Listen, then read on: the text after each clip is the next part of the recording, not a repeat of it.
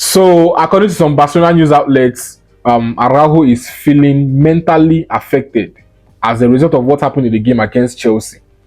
Him collecting a red card and then putting us in a tight spot, robbing us of any possible chance of getting back in the game, grabbing any positive result from that game. So, I can understand. He's completely blaming himself at the moment. And the news says he's feeling mentally drained and will be having some days off or probably a few weeks off so that he can rest physically and mentally before returning back to the game.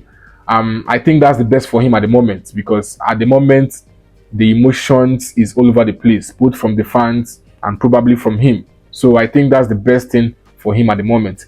And as fans, we should understand that human beings are prone to errors. We all are prone to errors. Even though Araujo has proven that, in the Champions League, when it comes to the red card, it has become, a habit for him.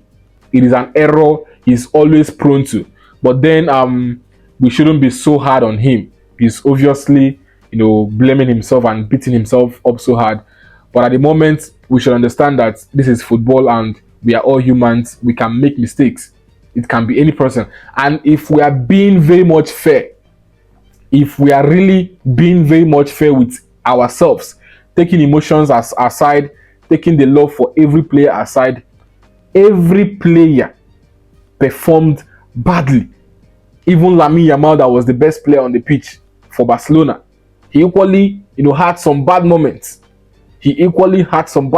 So if we are going to be blaming players in that Barcelona team, taking emotions aside and love aside, we will blame every person, because the game is not played by 1 or 2 persons.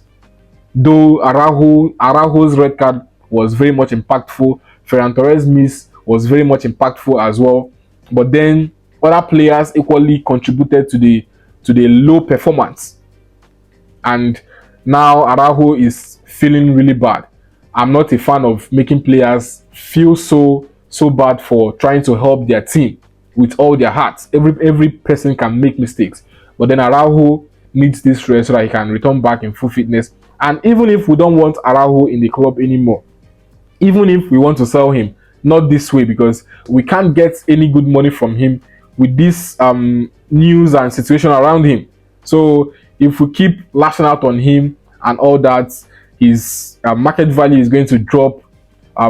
We can't even get enough money, off any club that wants to buy him. The last time Juventus came for him, they were willing to offer a good amount of money. So we need him at his best.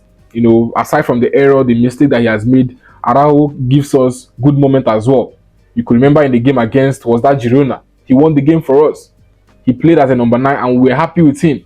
So even if we want to sell him, we still need to cash out on him, as much as we can. So he needs to be in good shape, play well, return back to his rhythm, and then if we want to sell him, we can sell him.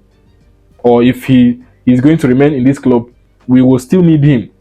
He has been helpful and he has equally cost us, and that is okay. But then I'm not a fan of making players feel so bad and feel so demoralized and depressed that they now fall back to their shell.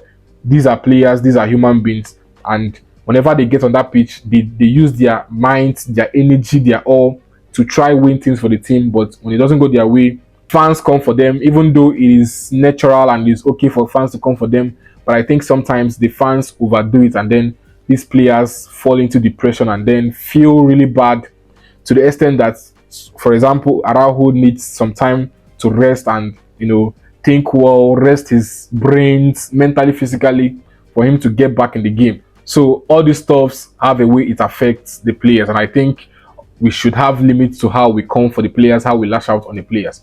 But then the rest is duly needed by Araujo.